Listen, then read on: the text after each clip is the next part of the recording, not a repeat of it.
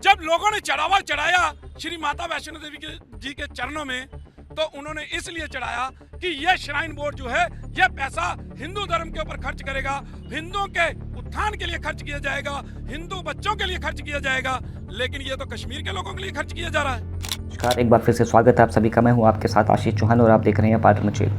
दोस्तों, आप सभी भली भांति परिचित हैं कि जम्मू एंड कश्मीर की सबसे लार्जेस्ट यात्रा अभी वैष्णो देवी यात्रा है, जहां पे श्रद्धालु सिर्फ जम्मू एंड कश्मीर से ही नहीं बल्कि पूरे देश भर से आते हैं। दोस्तों, जब इतने करोड़्स में यहाँ पे यात्री आते हैं तो वो यहाँ पर पैसे के साथ साथ गोल्ड और अन्य चीज़ें भी डोनेट करते हैं। और जब इतना पूल इकट्ठा होता है पैसे का, तो ऐसे में ज़रूरी हो जाता है कि इस यात्रा की मैनेजमेंट एक प्रॉपर तरीके से करी जाए। तो दोस्तों, इस यात्रा के मैनेजमेंट के लिए कई वर्षों पहले श्री माता वैष्णो देवी श्राइन बोर्ड का गठन होता है, जो इस यात्रा की मैनेजमेंट करती है। अब इतना जो पूल इकट्ठा होता है, इस पैसे से ये भी सोचा जाता है कि किस प्रकार से इस पैसे से यहाँ के इस रीजन की डेवलपमेंट भी करी जाए, जिसे हम चैरिटी बेस्ड डेवलपमेंट के नाम से भी जानते हैं। आज अगर हम जम्मू एंड कश्मीर में देखें, खास करके रियासी में देखें, तो वहाँ पे नर्सिंग कॉलेज भी हमें देखने को मिलेगा, सुपर स्पेशलिटी नारायण हॉस्पिटल भी हमें देखने को मिलेगा, श्री माता वैष्णो देवी यूनिवर्सिटी भी हमें देखने को मिलेगी। इसी कड़ी में अगर हम देखें तो एक रिसेंटली नया इंस्टीट्यूट भी खुला था, जिसको हम जानते थे Shri Mata Vaishno Devi institute of medical excellence, जहाँ पे ये सोचा गया था कि आने वाले समय में जो स्टूडेंट्स मेडिकल फील्ड में अपनी शिक्षा ग्रहण करना चाहते हैं वो यहाँ से कर सकते हैं। यानी कि जैसे आप जानते हैं नीट की परीक्षा होती है, जिसमें कई विद्यार्थी एग्ज़ाम देते हैं और फिर आगे डॉक्टर बनने की पढ़ाई भी करते हैं डिफरेंट गवर्नमेंट कॉलेजेस से या फिर प्राइवेट कॉलेजेस से। उसी तरह पे इस इंस्टीट्यूट का भी गठन किया गया था। इस साल की अगर हम बात करें दोस्तों, तो इसमें लगभग 50 सीट्स अलॉट करी गई थी। दोस्तों, जब पहली बार इसका फर्स्ट बैच का इस बार सिलेक्शन हुआ था, तो उसके ऊपर इस बार कंट्रोवर्सी इरप्ट हो चुकी है, जहाँ पे जम्मू कश्मीर ही नहीं बल्कि पूरे देश में कई सोशल एक्टिविस्ट और राइट विंग एक्टिविस्ट जो है वो सवाल उठा रहे हैं इस सिलेक्शन प्रोसेस को लेकर। यूँ तो देखा जाए दोस्तों, ये जितने भी श्रद्धालु अभी वैष्णो देवी आते हैं वो पैसा देते हैं, जो चढ़ावा चढ़ाते हैं, उसी पैसे का यूसेज जो है इन चैरिटी बेस्ड इंस्टीट्यूशंस में होता है। अब सवाल इस तरीके से उठ रहे हैं कि जो इस बार ये सिलेक्शन हुआ है, इसमें आउट ऑफ 50 स्टूडेंट्स जो लिए गए हैं, जो सेलेक्ट करे गए हैं, जो यहाँ पे आगे डॉक्टर की पढ़ाई आगे करने वाले हैं, उनमें अगर देखा जाए तो आउट ऑफ 42 स्टूडेंट्स जो हैं वो मुस्लिम हैं। इनमें से 7 स्टूडेंट्स हिंदू हैं और एक बच्चा सिख कम्युनिटी का। अब इस प्रोसेस को लेकर कई सवाल उठाए जा रहे हैं। अगर हम बात करें दोस्तों, तो भारतीय जनता पार्टी के भी कई वरिष्ठ नेता हैं जिन्होंने सवाल उठाने की कोशिश की है, जैसे कि डॉक्टर परनेश महाजन जी ने सवाल उठाया। फिर बजरंग दल की अगर हम बात करें तो उसमें भी जो राष्ट्रीय बजरंग दल प्रेसिडेंट राकेश बजरंगी हैं, उन्होंने भी कंसर्न दिखाया है कि जो हिंदू स्टूडेंट्स हैं उनका जो सिलेक्शन है, जो उनका रेशियो है, वो कम क्यों है। माता वैष्णो देवी मेडिकल कॉलेज जो है वो नया खुला है और इस मेडिकल कॉलेज के अंदर 42 सीटें जो है नीड बेस पर जो है वो कश्मीर के लोगों को आवंटित की गई। 7 सीटें जो है हिंदू को, 1 सिख कम्युनिटी को दी गई है। हमारी ये मांग है कि क्यों आप लोगों ने हिंदुओं का पैसा जो है वो कश्मीर के स्टूडेंट के लिए जो है वो खर्च करने का निर्णय लिया। क्यों नहीं आपने एक रेगुलेशन लाकर हिंदुओं के लिए इसके अंदर सीटें आरक्षित करने का काम किया। दोस्तों, आप सभी जानते हैं कि हमारे कॉन्स्टिट्यूशन में अगर देखा जाए तो रिलीजन के बेस्ड पे रिजर्वेशन का ऐसा कोई प्रावधान नहीं है। बट अगर हम देखें अभी पूरे देश में, तो जो सब कोटा है, इंटरनल सब कोटा की अगर हम बात करें, उसके अंतर्गत कई ऐसी प्रीमियर इंस्टीट्यूशन हैं जहाँ पे रिजर्वेशंस दी गई है। आप चाहे वेलोर की बात करें, वहाँ पे क्रिश्चियंस के लिए रिजर्वेशन रखी गई है।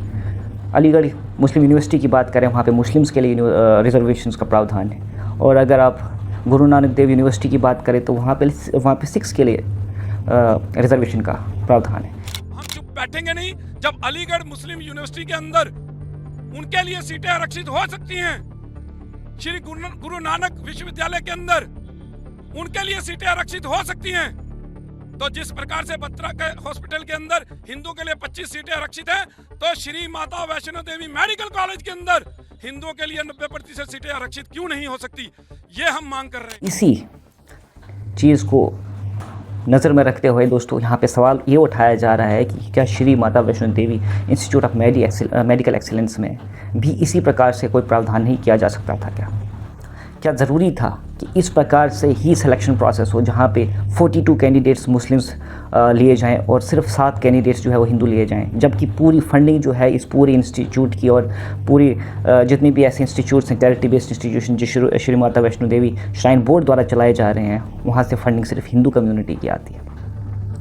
दोस्तों इसके ऊपर सवाल काफ़ी उठ रहे हैं और कंट्रोवर्सीज भी हो रहे हैं। मैं चाहता हूँ कि आप डिफरेंट हैंडल्स पे इस टॉपिक पे आर्टिकल्स भी पढ़ सकते हैं, किस प्रकार से सिलेक्शन प्रोसेस किया गया है और कितने इसके ऊपर सवाल उठाए जा रहे हैं। दोस्तों जब ये इंस्टीट्यूट बनाया गया तो लगभग अगर लागत की बात करी जाए तो इसमें 500 से 600 करोड़ रुपए की लागत आई थी, और इतनी लागत से बनाया गया इंस्टीट्यूट अब आने वाले समय में पूरे देश को डॉक्टर्स भी देने जा रहा था। ऐसे में सवाल ये भी उठाए जा रहे हैं कि ऐसी क्या बात हो गई कि जम्मू एंड कश्मीर के इस इंस्टीट्यूट में आउट ऑफ 42 कैंडिडेट जो हैं वो मुस्लिम लिए जा रहे हैं और सिर्फ 7 स्टूडेंट जो हैं वो हिंदू लिए जा रहे हैं।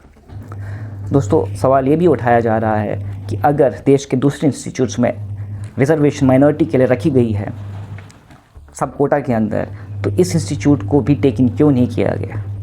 अगर जम्मू एंड कश्मीर से नहीं हो पाता था तो सेंट्रल पूल से भी बच्चे इसमें उठाए जा सकते थे, क्योंकि अभी पूरे देश से श्रद्धालु यहाँ पे दर्शन करने आते हैं। अगर एक डेटा के अनुसार देखा जाए तो लगभग 87% यानी कि आउट ऑफ 100 87% श्रद्धालु जो यहाँ पे श्री माता वैष्णो देवी में दर्शन करने आते हैं वो बाहर के, सिर्फ 13% जम्मू एंड कश्मीर के लोकल।